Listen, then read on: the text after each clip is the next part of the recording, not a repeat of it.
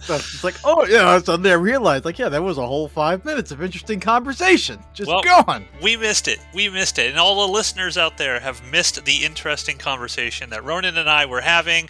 Ronan, welcome to an episode of Transmissions from the Outpost. What are we reviewing tonight? Tonight we are going to be reviewing the awesome films of such and such who made Civil War. Like it's just terrible remake. Just what we're saying right off the bat, that like Tony Stark, Captain America, nowhere in this movie whatsoever. The only MCU reference is Kirsten Dunst. This is horrible fucking remake. Horrible. Did you say Kirsten Durst? Is that what you just said? No, Dunst. Is that her last name? It sounded like you said Durst. Like she's No, the no, sister of Fred Durst or something. No. Kirsten Dunst, who we all love, we all adore. I mean, you are a fan of Kirsten Dunst, are you not? Yeah. She's great. So yeah, this is Civil War. Just came out. This is directed by Alex Garland, written by Alex Garland. As we were talking and discussing before I pressed record, he of course wrote 28 Days Later. He's directed a bunch of stuff like Ex Machina.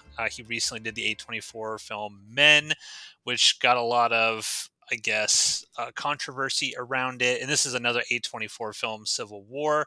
And I think, just sort of reading the headlines, that this was, I guess, A24's biggest opening film ever. I think it hit number one at the box office, around 25 million or something like that. So this I think isn't. it's also their biggest budget because they had like a budget of 50 million, which for a big budget movie is not much, but it's Yeah. A24's biggest budget. Oh yeah.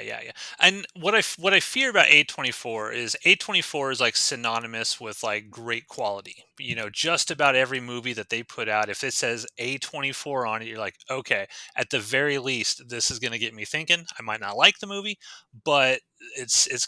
I fear they're going the Blumhouse route here. Blumhouse had that really rock solid reputation when they started. They were making these little $5 million movies that were way better than they had any right to be. And then they started getting bigger and bigger budgets and things started getting bloated. And then they spent $400 zillion on the Exorcist rights. And we all know how that turned out. So I'm hoping that A24 doesn't go the way of Blumhouse, but we'll talk. We'll decide whether or not Civil War is a step in the right or wrong direction with these bigger budgets. Ronan, what is the basic premise of the film Civil War? America comes together for a big old hug. I mean, what the fuck do you think a movie called Civil War, the basic premise would be? Well, I mean, Like, of course, I mean, we will talk about, and there will be spoilers in this, ladies and gentlemen. So if you are listening and you haven't seen the film yet, we will end up spoiling this. There's, a pretty obvious conclusion of how this whole film plays out. But, come back after you've watched the film if you don't want it spoiled. But what Yeah. is happening? Of course, there's a greater civil war in the United States going on, but what is the main core story within that greater framework? So the main core story of this movie is we have our plucky cast of Kirsten Dunst and Pablo Escobar as they are making their Who is journey. Pablo Escobar? Like, what do you do? You mentioned that in the Discord. Who's Pablo Escobar?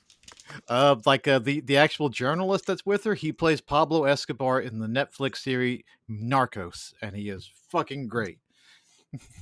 Really? So yeah. If you've never seen like Narcos season 1 and 2, Okay.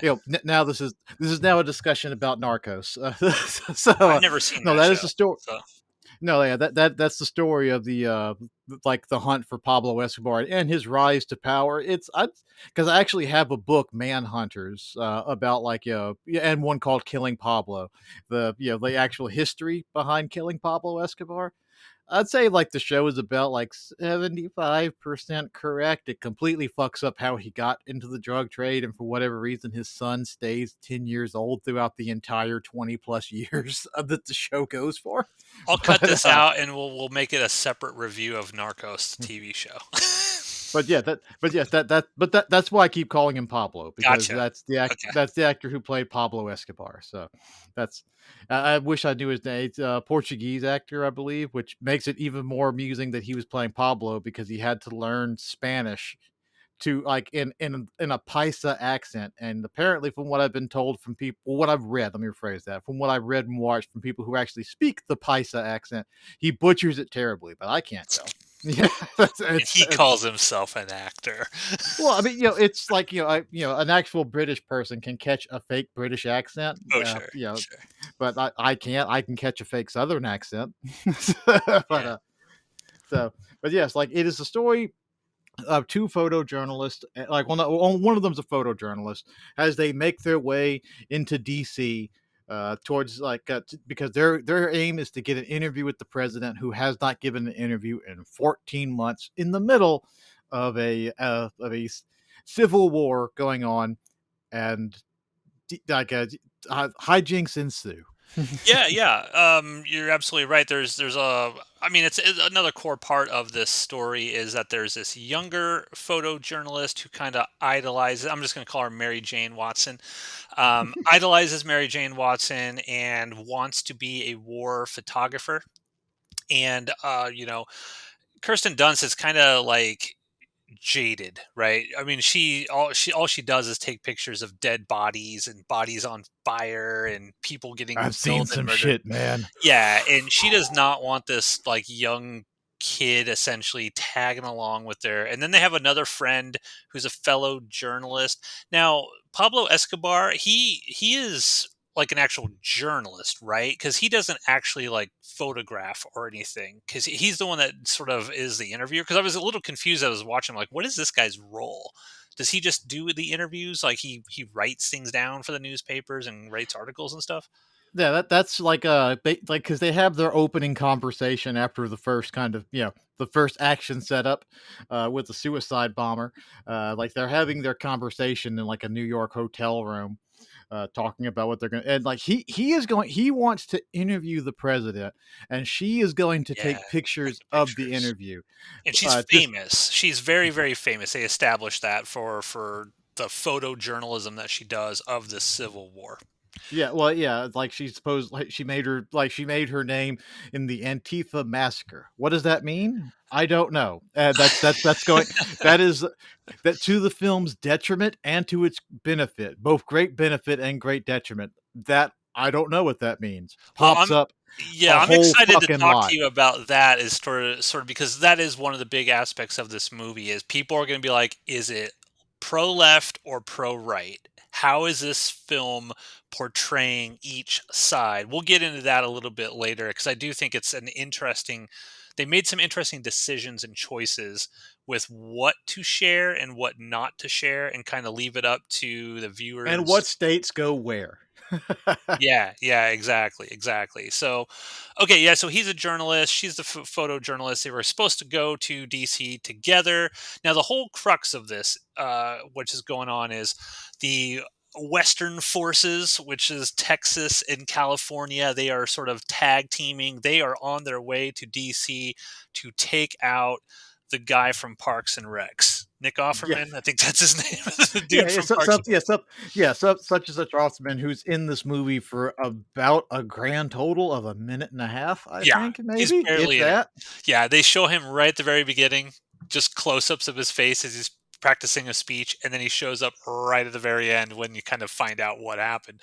But yeah, so these two others sort of tag along, and yeah, this is kind of like a road movie. It's essentially what it is. It's a violent road movie. They are Yeah, it's a trying to make very their way. fucked up road movie, yeah, yeah. Yeah, they're trying to make their way across war-torn America.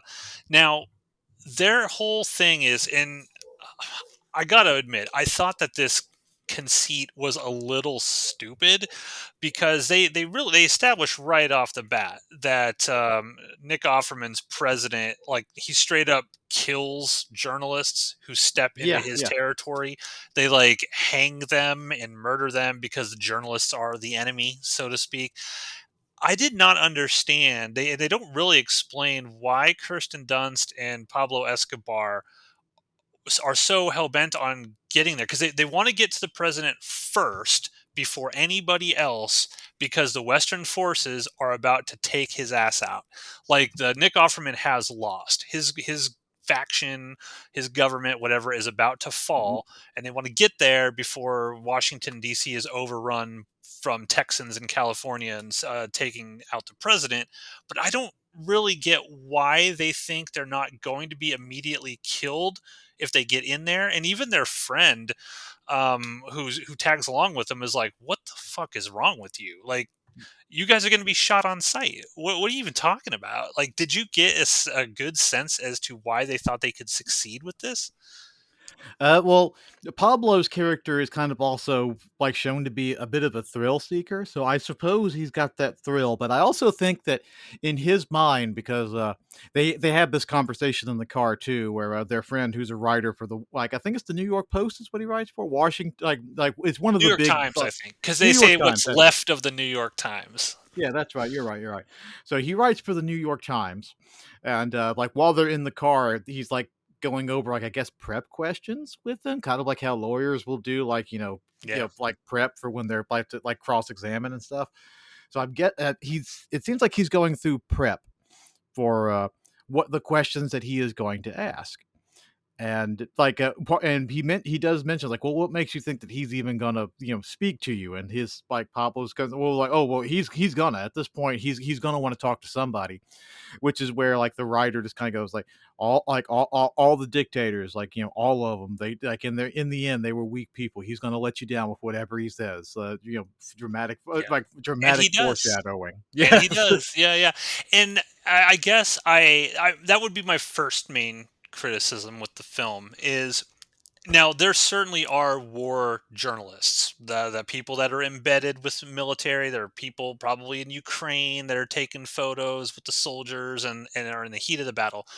Um, and I totally understand that aspect of it. People feel like it's a real moral principle and duty to capture like the actual horrific events that are occurring, to let people know what's actually happening. Totally get it. Just did not understand why they thought that they were just going to be able to walk into the White House and interview this guy, especially since they established she is like world famous, right? For capturing the horrific things that this president is doing to various people. And I just don't understand. Like, the conceit of the film is they're going to go do this, but I have to have some sort of reason as how it's even plausible that they could do it. And I did not feel like the film gave me one. They just asked me No, to roll with it. it doesn't. Yeah, it honestly, it doesn't really. There is no explanation for it outside of like, oh, he's losing. He's gonna want to have like some kind of like final statement. Yeah. That's more or less all that we get. And it's like, okay, like the war's about to come to an end. Either he's gonna want to talk to somebody, or well, why not try? How about it, guys? Let's just try. Let's just have a good old fun time in the car, driving through just war torn America. I put in the Discord chat too, because this also does kind of go into it. Like that's like you can see in the Discord chat. This is the Civil War map of how it's divided in this movie, because Oh yeah. there are five factions more or less at war. That are at war. You have like although like there I think it's for whatever reason they like so like Texas and California have split off into their own separate things, but are allied with each other, which I know that like people out there are automatically giggling about, like the most liberal state and the most conservative state are getting together. I can But tell you why I think they did that. And it's not for the obvious reason of, oh, hey, we don't want to court more controversy, so we're going to put them together. I think it's why they did I this, think it's economy. Yes. well, I think because of this sort of like, what's like the multiverse that we're living in here, right? In this world, in this universe's world, not current America's world. California, like liberals, and we'll get a little political here. Well, I'm going to go ahead and just say it. I feel like they made Nick Offerman's character kind of like a cipher for Trump. I'm going to say it. That's how I read it. Now they only give you like maybe two lines of dialogue about this guy the entire fucking movie. So it's not like they're beating you in the face with this, but they mention little things like the Antifa massacre, right? Like somebody went through and murdered a bunch of Antifa protesters and she took the photos of it. They The make thing is mention, like not I'm to sorry. cut off, but the thing is, like, they don't tell you anything about the Right. Antifa massacre. It's like, was Antifa massacred, or did Antifa do the masquerade. Right. The film But doesn't tell you one way or the other. they don't. However, they do state that Nick Offerman started firing missiles on American citizens. Yeah, They also, he started authorizing drone strikes and like yeah, shut down the and FBI. that yeah, they say he dissolved the FBI, which, geez, I wonder what politician has said that in the recent past, right? They mention, Nick Offerman going after journalists and saying they're the enemy of the people. Geez, I wonder what politician has said that recently. So I feel like, they give you enough to make you think that, okay, this is and even Nick Offerman, he's very kind of like bombastic. His few lines of dialogue that he has at the beginning, he's delivering, he's practicing a speech. We all know the Western forces are about to take him down, but he's kind of like, Hitler and all the Nazis. The Russians are on their steps, but they're like, guess what, everyone, everything's cool. We just secured a massive victory. We're going to do this. The propaganda of it all. Now, this gets back to my sort of idea of why I think they put Texas and California together. I don't think it has anything to do with current political climate whatsoever. I think it has to do with liberals look at somebody like Trump as a fascist. If he got his way, now I'm not saying this is right or wrong or whatever. I'm just saying that general thinking, a liberal will look at Trump and be like, he's a fascist. Look at all this stuff he says. Um, you know, Words matter unless it's Trump saying them, then suddenly it doesn't matter, blah, blah, blah. All the things that he does, kids in cages, all that stuff. That's how they view him. Texans are always portrayed as a very independent, fuck the government type of people. And so if you have a legitimate fascist in the White House, as this movie makes fairly clear, then yeah, Texas would side with California because they would be the two biggest states with the most resources, the most military assets. They would be the ones to sort of take down the fascist, dictator and they even mentioned that Nick Offerman's got a third term in office. So they kind of imply that something happened that allowed him to stay in longer than he was supposed to. And that's kind of the crux of why Texas and California are teaming up with the rest of these Western states and going after them. So that's why I think they teamed up. Did you get something different from that? Well, the director, because like at least in terms of watching the movie, it's very like not. I watched interviews with the director afterwards, so I know because he more or less has literally said what you just said. It's like, oh well, the Oh, threat okay. to the country was so great that the most liberal and the most conservative state, said we have to put aside our differences for democracy. Like that's what he said. The logic was. I didn't like at least the film doesn't give me enough to go on for that because like you mentioned the whole thing about how it's like, oh well, what politician recently has been saying we need to I want to go after reporters. What politician lately has said things that could be read as fascist? So I spend a lot of time watching podcasts and like stuff that monitor the extreme right wing. Like that kind of became my new hobby when Trump got into office because like conspiracy stuff that to me used to be funny started to not be funny anymore because it started to influence fucking politicians. So like so I can tell you that stuff you were saying about how what politicians say, the far loopy conservative end and the people and like those who are in office too, like your Marjorie Taylor Greens and stuff, the people who would follow QAnon, uh, they would tell you that it's Biden who's doing all that because in their own bizarre Yeah. little bubbly Yeah. worldview, like, oh, but because like, anything that's going after fake news, which is the stuff that they like, oh, well, you're coming after our journal. You're coming after news media, alternative news media. So I don't know if while he was writing it, if he intended, well, okay, well, yeah, we'll go with it. But it's like that, it works both ways, which is part of why I think the movie, once it came out, the right kind of abandoned this because it didn't play it didn't play the narrative they want because it can be Right. read both ways. Yeah. Uh, Yeah. but so like I at can see the that. very I least, can see that. Yeah. yeah, but at the very least, while I was watching it, my thought was like, well, okay, California and Texas are the two powerhouse economies that, hypothetically speaking, I mean, it's in this day and age, it's next to impossible for any state to actually secede from the union. Like it's like theoretically, it's possible on paper to do it, but like the ability to do it now after the first Civil War was made so difficult that I don't. It's not as simple as just saying we're going to secede from the union.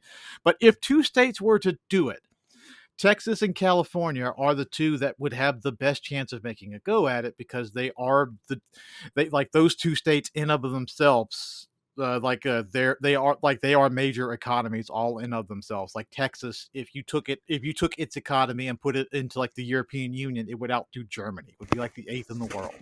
And I believe California is number five. Just the Yeah, yeah. state. That's something that I always find funny when all these states want to secede. Texas, I was like, "Oh, we're going to secede." Like, good. We don't want to send you any more of our tax dollars. You get no more Well, federal tax dollars. Good luck, Texas. They'll never Texas do it because they want it. Well, Texas, like again, they're sort of because they actually do have their own internal power grid, mind you. We know that when it's under the slightest bit of pressure, it crumbles like a fucking stack of dimes. We could But knock they that thing actually, out in a day. but it actually has it like that. Like the whole thing about no Sure. more tax money that works better for like Mississippi and Tennessee, like welfare states that don't Speaking contribute anything to the United States economy, but take in the most welfare money. speaking So, of Mississippi, Tennessee, Alabama, they mentioned the Florida Alliance in this movie. That is a as you can see faction. in our map. Yeah, that is a faction. I don't fucking know what that faction are. They aligned with Texas? Are they?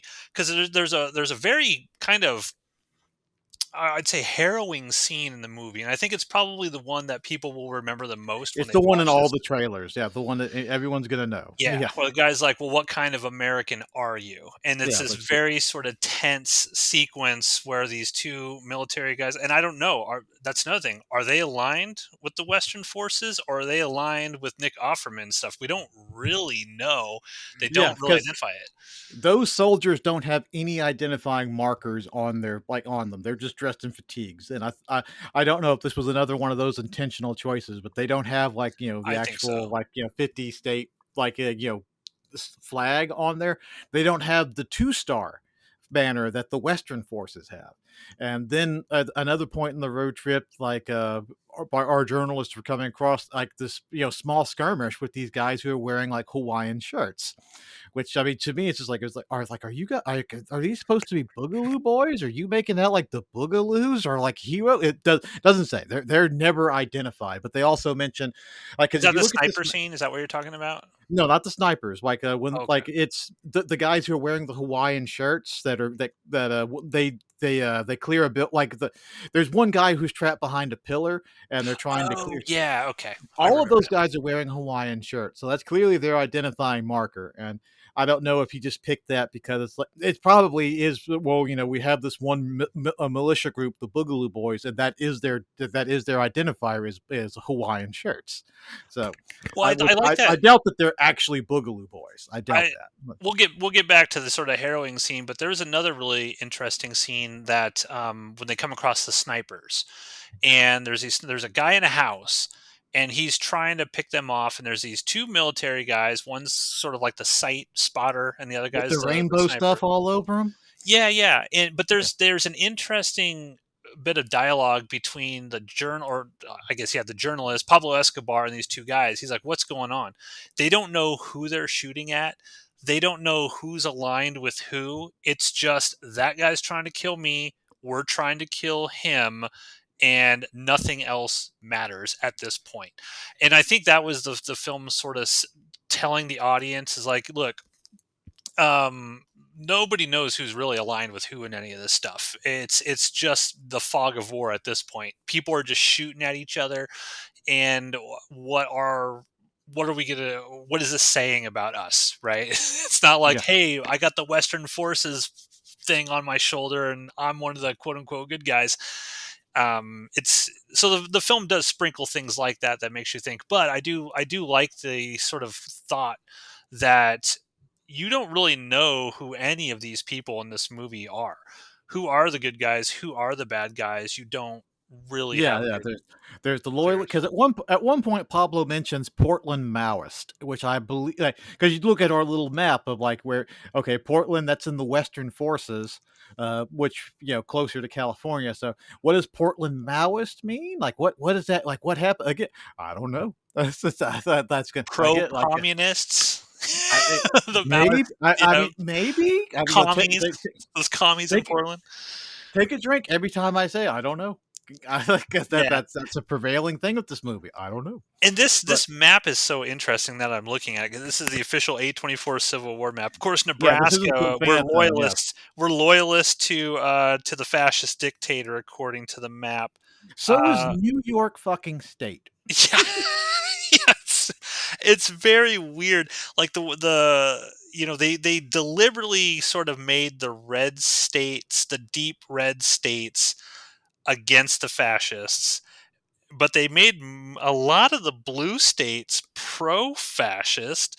So I'm sure when Jeff listens to this, he go, "Ah ha ha, see," and that'll get his antennae bouncing up. But I do think it's kind of interesting that they inverted kind of your expectations on a lot of this Yeah, stuff. yeah. The old Confederacy more or less rejoins together as the Florida Alliance.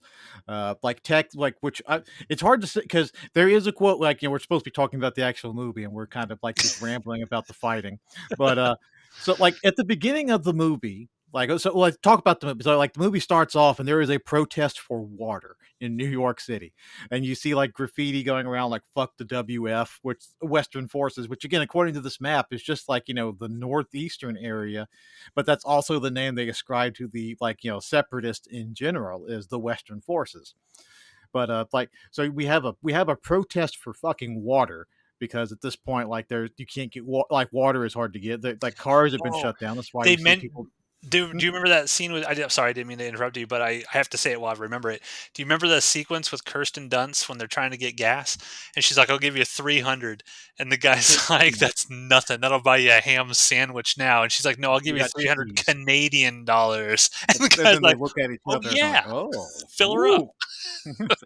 And like based on the map we have here, that puts them clearly in the loyalist state. So like American currency has just gone to complete shit at that Well, point. they're pretty much in the loyalist states the entire movie because they mention like they have to go through like Pittsburgh and wrap around into West Virginia up into Washington D.C. because that's the only way you can actually get into Yeah, D.C. without yeah. They being say the attacked. highways have been firebombed. All the highways have been Yeah, interstates firebombed. are gone, everything like that. So you have to take back roads all around. But I don't know. I've already forgot what we were talking about.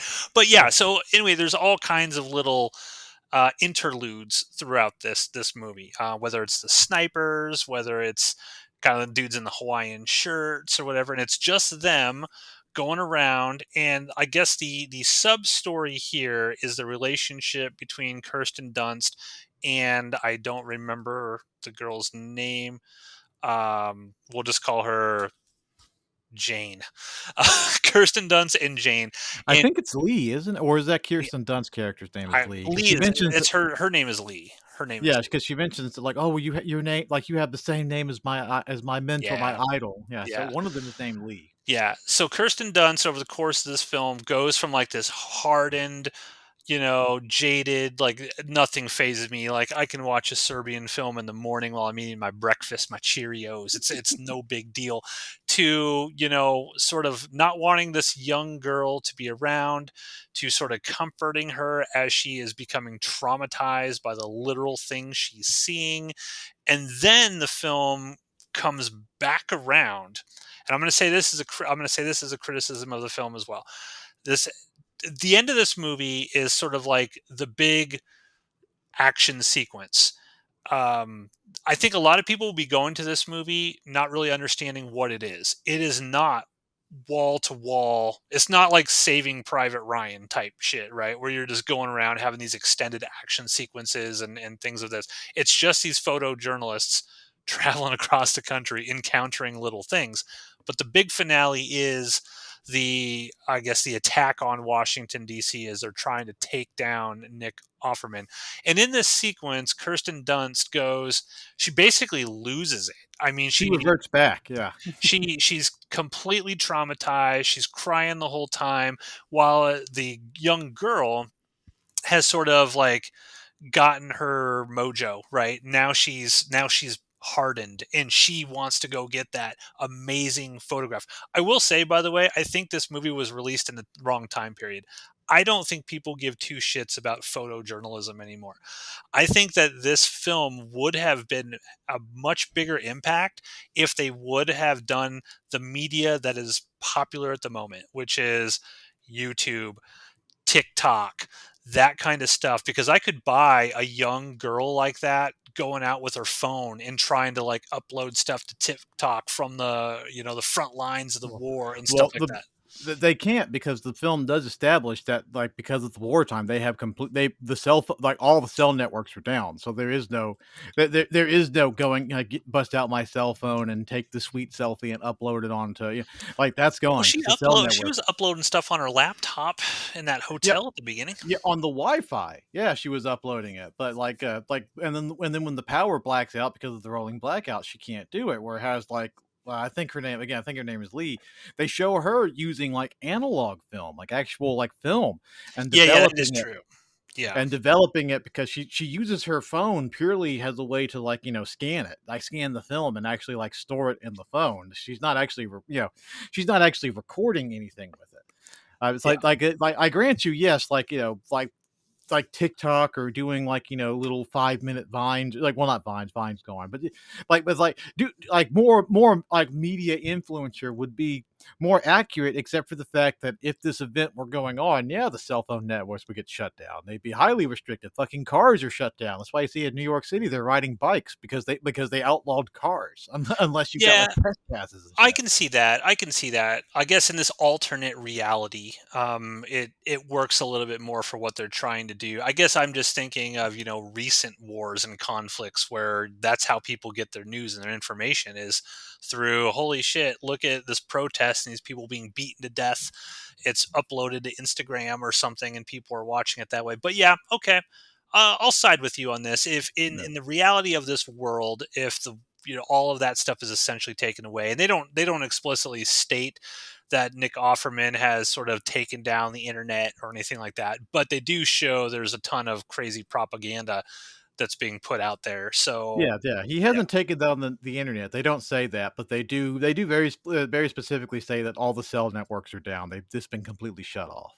okay, okay, So, I'll buy that a little bit more. but yeah, in real world, like, yeah, that's how we know a lot of the real that's part of why, the whole narrative of, like, oh, well, Russia's not really invaded. Ukraine's the actual bad guy.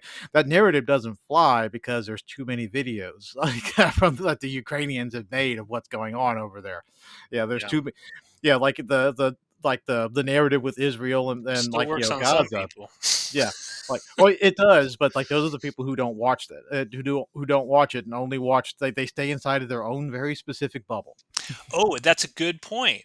So talk a little bit about the town they go to that's in a bubble, essentially. That Yeah, was a so cool the moment in the film, I thought. part of their road trip, because we're now no longer just discussing this movie linearly through the plot. Yeah. We're now just jumping around between points. But so there is a point during their road trip after a gas station stop that was also, like, with $300 Canadian. No, yeah, this is also after the first kind of small military skirmish. Yeah, yeah, it is after that. Yeah. Like, the with the guys in the not boogaloo boogaloos. But so, like, there's a moment where they pass through this little town, and, like, Pablo goes, "Did we go through a fucking time warp or something?" Because, like, he's looking around, he's very confused because there's nothing here. There's no battle damage, nothing's been blown up. There's no militia that they can see. Wink, wink. there, It's like a there's no nothing. Twilight Zone, yeah, Yeah, for sure. there's no nothing. And so they go inside of, like, one of these just tiny, small little, like, small little vendor shops. It's not a big name outlet. You can tell it's like a shop that, like, somebody who lives there started, like, 20 years ago. Like, and, like, they go in, it's like, oh yeah, 'cause like, lady behind the counter says, "Oh yeah, just feel free to shop around, bring your selections up to the counter." And Pablo asks her, "It's like, you guys realize there's a pretty big fucking civil war happening, right?" And she's like, "Yeah, we just try not to get involved and don't like we just don't think about it." We don't care. That is Let them also fight. but that's another part of the narrative that did stick with me. Two characters mentioned that yeah, their parents are both living off in like these their little their own little farmland places in like Montana or Colorado or some shit like that, just pretending like nothing is happening. Which that's beat per beat exactly. Oh well, like the reality of like COVID was too much, so people just pretended like it wasn't real. Well, I think it's The also, realities of the world, we just pretend like it's not happening. yeah, I think it's also kind of an indictment on the amount of people in America who just don't give a shit about any of this stuff. And I count myself in that camp now. I didn't used to be, but as I've gotten older, I'm just like, I have this sort of perspective like I can't control anything that happens. This stuff is so far beyond my pay grade. There's nothing I can do to affect this outcome at all it does is cause stress and anxiety, and I don't want that shit in my life anymore, so I avoid it. Like for example, right now I haven't watched any news since November of last year. None. Zero. Don't care. I have no idea what's going on. And it's a very liberating feeling. So when I saw that sort of scene when they come into that town, and there's a really nice moment where Kirsten Dunst like she puts on a dress, and the young girl gets her to actually smile, and that's when she takes the photo of her and stuff. All of that character stuff right there was perfect. It was great. But I kind of identified with that girl who was working in the shop. She's like, essentially, like, I don't fucking care about any of this. There's nothing I can do in this little town in West Virginia where I'm at that's going to affect anything that these assholes in California and Texas and what's going on in DC. I'm just going to play this out and deal with whatever the ultimate consequences of all this are. And I really connected with that scene at this particular time in my life. So I really like that part. Yeah, yeah, it's like cause like that's a way to read it. Like, again, like kind of like for me, like there was the whole thing like, oh yeah, we're just pretending it's not happening. We're just staying in our own little bubbles, Yeah. which is, I mean, that's that's But there exactly are people on the rooftops. yeah, yeah. It's like she comes back outside, like the writer was just sort of like, oh, just scan the rooftops slowly, and then sure enough, there are two guys on the rooftop. With Just it's assault like rifles, just yeah, watching, keeping an yeah, eye on things. yeah, like they know, okay, well, who are these outsiders? They're not supposed to be here, so Yeah. they're under the gun the whole time. Even like like you can live in your own little alternative reality, but reality will creep in on it at some point. And then Yeah. it's like, are you Yeah. ready for it? There's a Probably lot of not. cool stuff like that. Ultimately, they do the big attack. Kirsten Dunst kind of gets the strength to. They think that the whole thing is like they want to get the shot, right? They want to be the journalists that interview the president and get the great photo, the Pulitzer winning photo or whatever the award is for actual journalism, Yeah, photography. whatever the photojournalism award is. Yeah, and so Kirsten Dunst finally kind of composes herself in all of this chaos, and I guess the Secret Service vehicles, they bust out of the White House, and everybody thinks that the president's in there, and that they all rush towards that because that's where everyone's going to shoot. And the Western forces are on a shoot to kill. They're not going to capture Nick Offerman. It's like Bin Laden situation here. They're just going to fucking take him out as soon as they see him. So Kirsten Dunst realizes, wait a minute, he's not there, and then she convinces her friends like, hey, follow me, we're going into the White House. So they go into the White House, and there is, I guess, I mean, it's kind of a cool sequence where it's like a room to room firefight between these Californians and like the Secret Service who are trying to protect the president and whatnot. And ultimately, and spoiler here, ultimately what happens to Kirsten Dunst, and I want to talk about this because I think it's an incredibly important part of the movie that is, I think a lot of people will overlook when it happens, or think about it briefly and then move on. But the young girl essentially jumps into the middle of the hallway to get this shot. and the Secret Service guy's like popping out, and he's like, Kirsten Dunst jumps in front of her and gets shot, and the girl takes her photo as Kirsten Dunst gets shot as she falls to her death. And earlier in the film, the girl had asked Kirsten Dunst, "Would you take a photo of me if I get shot and killed?" And Kirsten Dunst was like, "What do you think?" Of course I would, right? But she sacrifices herself for this young girl, and then the dude Joel, I think is what his name was, Pablo Escobar or whatever, does not even No fucks stop to given. mourn.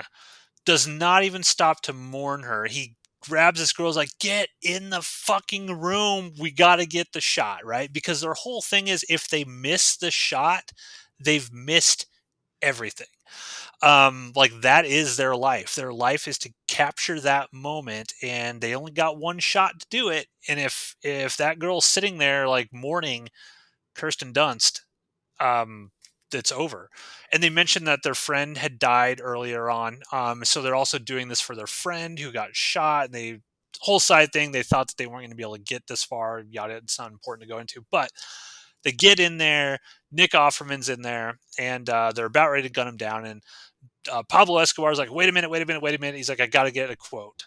And what does Nick Offerman say, Ronan? Do you remember? Well, he just asked it like, no, oh no, Nick Offerman says, yeah. I thought everything that thought you said what Pablo asked him. Pablo's like, I want to get a statement. Nick Offerman, they literally pull him from the desk. He is like grabbing, he was cowering under the desk. They pull him out. He is like kicking and pleading, like terror, pure terror in his face. He's like, what? I need a statement, sir. His statement to let him down is, please don't let them kill me. Yeah. Basically exactly what his friend who died said would happen. And then Pablo's like, "I That'll got do. it. That'll do whatever." And then boom, they just gun Nick Offerman down, the soldiers, and the girl's there to take the photos of it, and that's the end of the movie.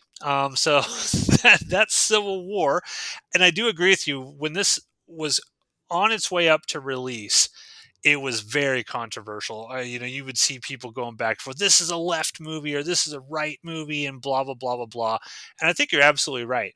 When people actually watched it, they're like, "Wait a minute, I can impart my own belief system on all of this stuff." Right? And I think that's the point of the movie. It's like, look, if you are on the left, you can look at this as, this is Trump and what Trump sort of horrible, next term could look like. And if you're on the right, you would look at that as like, Nick Offerman's Joe Biden, man. Of course, Joe Biden's going to hit those missiles to blow up people in Mississippi and Alabama. And, of course, he's going to like execute our journalists, quote unquote. And they play it that way. They play it as like you bring to this movie whatever your own internal belief system is, and it can work and play both ways. Yeah, yeah. Because when you mentioned like, oh well, I thought like you thought that like Offerman's lines were kind of Trump like, and mentally as you Mhm. were saying that earlier, I was just sort of like, I think he felt like yeah, Matt just felt like he just fell right into like the trap of this movie, which is like like whatever like what you just said, whatever you were planning on, like like your own leanings or how you're going to view this. Yeah, So and like I think yeah, it's that's like the point. yeah, it's That's like the whole point. you just walk right into it. But like I don't like the movie's not because like a couple of things like the word conservative and Democrat, Republican, those words are not uttered a single fucking time in this Yeah, movie. Like no, like this point, nobody fucking cares. I mean, again, you look at the weird map.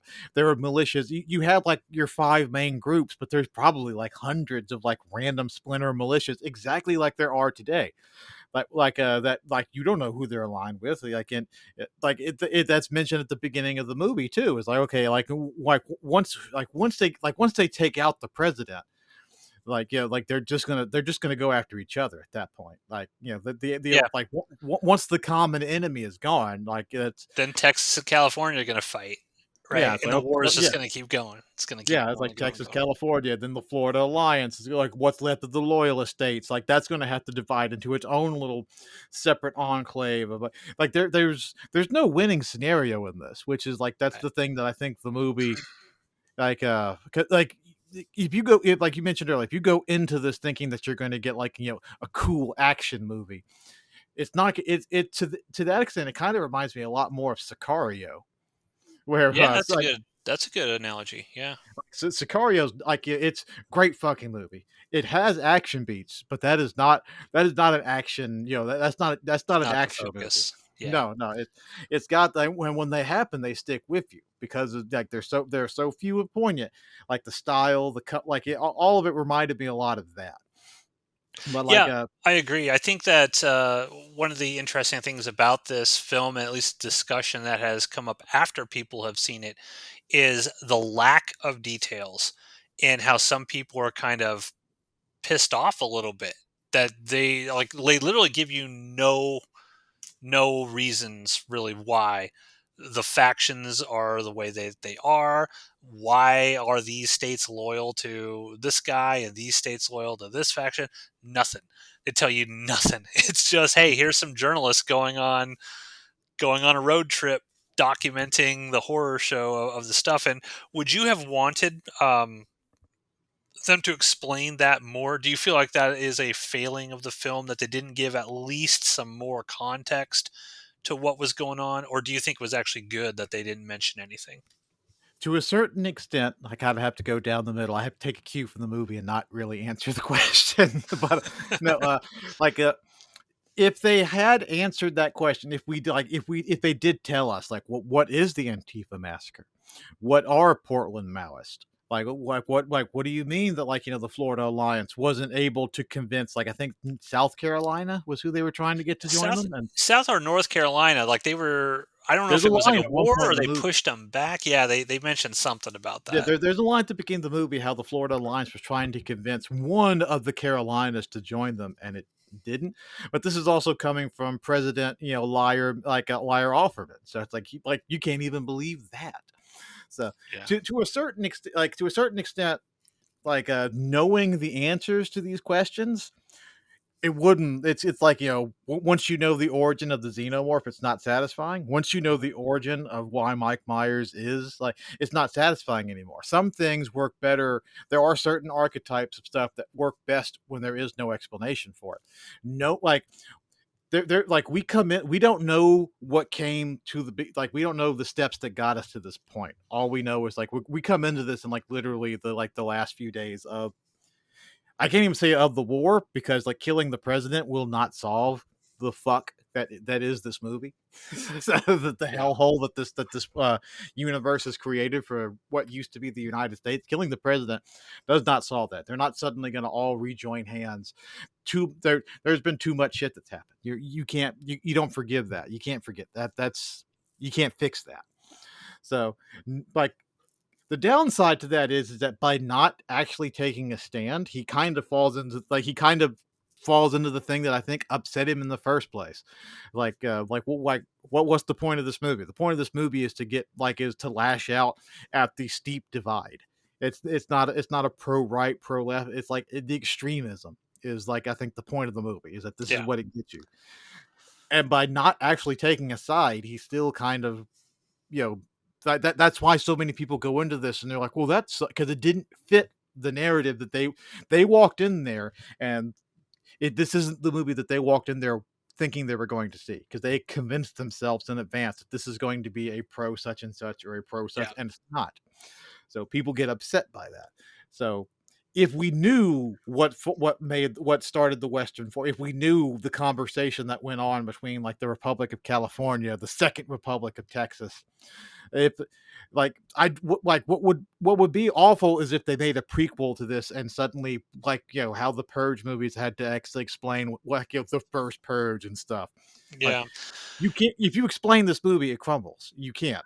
Yeah, I tend to agree with that. I think that there's enough in there. I mean, they literally say that Nick Offerman was dropping missiles on Americans. Yeah. So it's like, okay, he's obviously, and he's worked his way into a third term as president, so he's trying to be. I mean, it's a very fascist sort of thing. The question becomes, is it what type of fascism is it? Is it a conservative looking at it, that's Joe Biden, or is it a leftist looking that's Donald Trump sort of thing? So I think the film is interesting in that it kind of blurs those lines, and you bring with you what you see in the movie. And I think that that was how I was thinking when I was watching this. And then when you sort of brought up those examples, like, well, yeah, actually, I could see this now as a conservative person seeing, oh, well, yes, of course, Joe Biden would be doing something like this. He'll be in office till he's 98 years old, uh, a mushy mess in his brain. He'll just be there. So yeah. Overall, what were your final thoughts on the film? Did you like it? Did you not like it? Would you recommend people see this? What do you think? I would recommend people see it. Like and not like at this point is kind of like irrelevant. I don't even necessarily like the fact that like the movie, like you leave it and it gives you something to ponder. It Hmm. gives you something to think about Yeah. afterwards. Yeah, yeah, and because this like when people think when you hear like Southerners here specifically talk about how like oh well, we just need to secede and form our own they get this romanticized version of like the Civil War, like not how it was, but like what they think it was, and what they think a new one will be. And really this movie is probably it, where it's just like yeah, there like it's there is no winner to it, and there's just gonna like you don't know who's shooting at who because the militias are gonna pop up everywhere. It like to that extent it's probably the most accurate that you could get to it. And so it gives you interesting stuff to think about, and Yeah. like whether or not it's good or not at that point. I think it goes past good or bad. It's like, you can think about it. Yeah, I agree with you 100%. I definitely think this is a film to check out. I think Alex Garland did a really good job with it in terms of overall what it's trying to do. I think that my main criticisms, like a lot of the characters in this, I liked the characters, but I didn't feel like there was enough moments with the characters to really get me invested in what ultimately happens to many of them. Like the older guy that's riding along with them, like, spoiler, he gets shot saving them and bleeds out and dies. There's some scenes with him and he's a cool character, but I didn't really feel anything when he died. I didn't really feel anything, honestly, when Kirsten Dunst died. I was just kind of like, all right, maybe that's the point, because neither did her friends, her Yeah, colleagues, who are they just walked away from her. And that's such a indictment on the job that these journalists are doing is so important to them that I found it very, very difficult to get into their headspace when I'm watching this, because I can understand, all right, yeah, I got to document this guy. I cannot understand doing some of the crazy shit that they do in this movie. Like, to me, it's so alien. I mean, I'm sure there are people out there in the world that do this, and more power to you. Much respect. But for me as a viewer, I found a lot of the decisions that they made a little bizarre and weird, and almost intentionally putting themselves in harm's way. There's a whole sequence in this where these two cars are driving, and one guy like crawls into another speeding car, and then the girl decides, "Oh, I'm gonna do yeah. the exact same thing." That No one would do that's the that. no, yeah. Well, I'm not saying no one would do it, because if you're Well, at yeah, this point, yeah, at this point, like you like these are like militia crazy people. So at this point, like yeah, this is probably like just fun for them to do it. But like no, like yeah, the entire sequence is it serves on like it's only there literally to take the girl away from the group. yeah, to get it away. To set up the next. It's like like what was like that Halloween movie from a couple of years ago. It's like why did Mike Myers get driven out to like where the house where Jamie Lee Curtis was hiding at, specifically so the end of the movie could happen. They couldn't think of a way to do it, like they're like lazy writing. Okay, Yeah, well exactly. we want this super tense scene to happen where like soldiers are burying mass graveyard and they're sprinkling lie on these people, and that's it. Like, and that's a terrifying image that we have seen from It's a great dictatorships scene. all over the place. Yeah, But it's how do we great. set it up? I guess I'll just swap cars. Yeah, this girl, like, in two speeding cars side by side, decides to crawl across and get into the car. It just, to me, like, there's moments like that. I'm like, come on. I don't really buy it. So it makes me more difficult to get into a headspace of really caring about these people when they're doing stuff so stupid, Yeah, yeah, definitely. so ridiculously stupid. Like, even early on at the gas station, when this young girl who's still like naive and stuff. She's like, "Oh, I'm just gonna go walk off by myself. I Yeah. saw something back there," and she just wanders off and gets herself into this sort of precarious situation with this dude with a machine gun, and you're like, "What the fuck are you doing?" So there are moments in this film where I'm just kind of like, I don't buy this. I don't buy it. So I won't go so far as to say this is a great movie. I definitely, if someone watched this and wanted to critique it really hard, I would say, yeah, I mean, you've got a point there. But to your point, I think you're correct in that you leave the movie thinking about stuff. And that's the best thing that you can say for a movie is when you're done with it. Look at this. I mean, we've almost been talking about this movie for a fucking hour, and it's like And we it's haven't even talked about the fucking movie. yeah, but it's just one of those things where it's like it has a power to it.